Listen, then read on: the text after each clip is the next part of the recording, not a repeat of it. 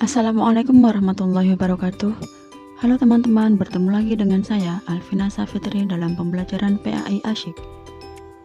Sebelum belajar, alangkah baiknya kita berdoa terlebih dahulu. Dengan berdoa, semoga kita mendapatkan kemudahan dalam belajar.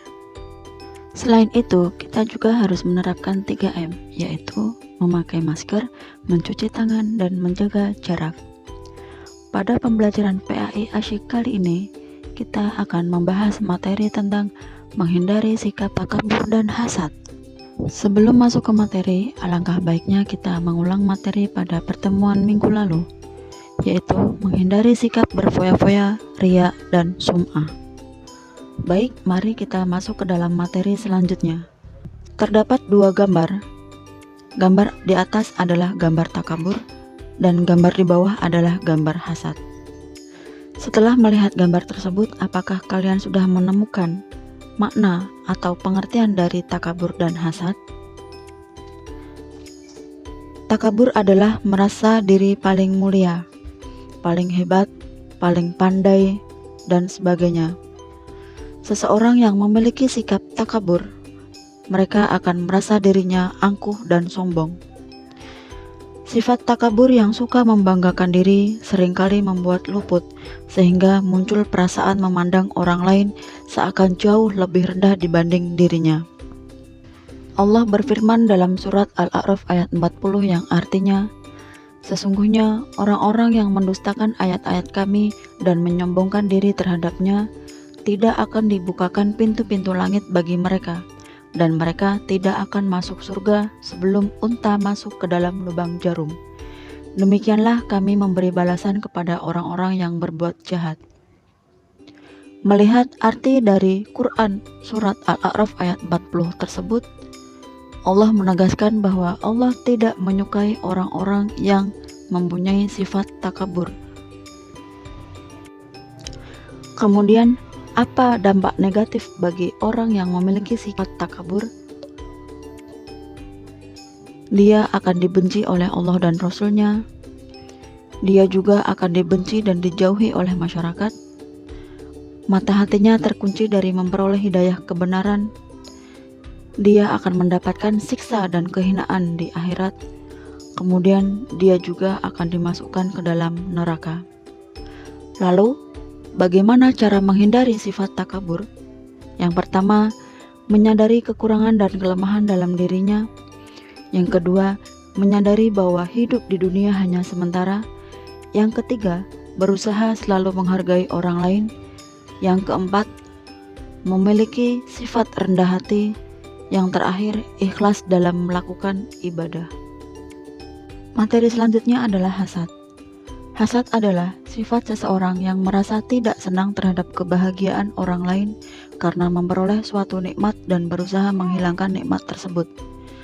Sifat ini muncul pada diri seseorang dikarenakan adanya rasa benci terhadap segala sesuatu yang dimiliki orang lain, baik berupa harta benda maupun jabatan.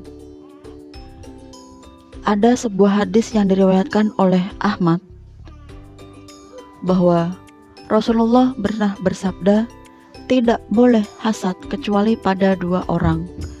Pertama, orang yang diberi harta kekayaan oleh Allah lalu digunakan untuk menegakkan hak dan kebaikan. Dua, orang yang diberi oleh Allah berupa ilmu lalu diamalkan dan diajarkan kepada orang lain." Menurut Imam Ghazali, ada 3 jenis hasad yang membahayakan manusia. 1. Mengharapkan hilangnya kenikmatan yang dimiliki orang lain dan ia mendapatkan nikmat tersebut. 2. Mengharapkan hilangnya kebahagiaan orang lain sekalipun ia tidak mendapatkan apa yang membuat orang tersebut bahagia, asalkan orang lain jatuh menderita maka ia merasa bahagia.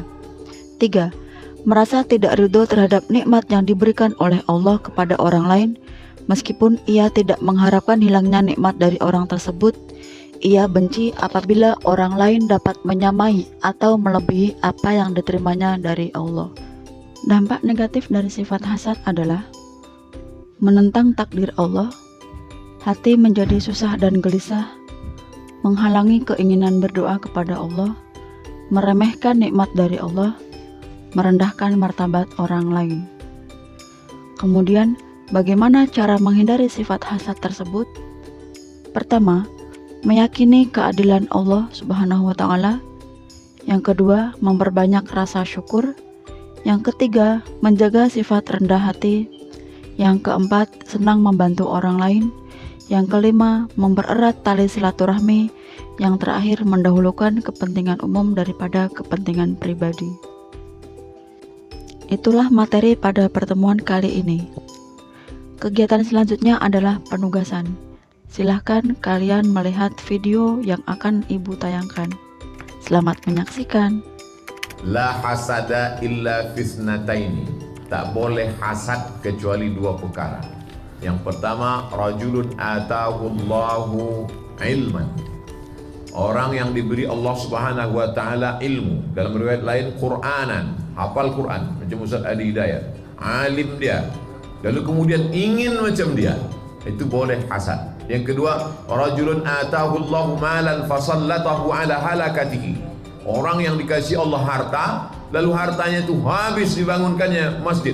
Saya ketemu dengan orang, Ustaz doakan saya tanah saya ini laku. Untuk apa Pak Haji? Saya rencana mau membangun 99 masjid. Lalu kemudian ada anak muda nih yang ingin macam itu, maka itu pun boleh hasad. Sebetulnya di situ bukan hasad, kata ulama, bukan hasad, namanya ghibthah. Kalau hasad itu konotasinya negatif. Ada ustaz hebat, aku mau macam dia. Terus gimana biar supaya ustaz cepat mati? Nah, itu namanya hasad. Tapi kalau ghibthah itu positif. Kalau hasad negatif.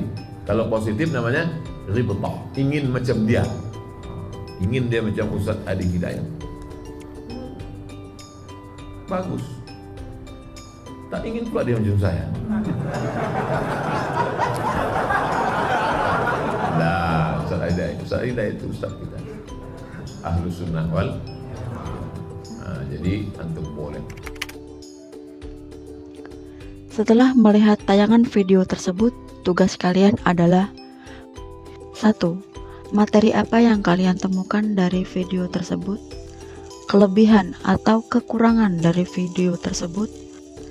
Tugasnya mudah bukan? Selamat mengerjakan. Sampai jumpa pada pertemuan selanjutnya. Assalamualaikum warahmatullahi wabarakatuh.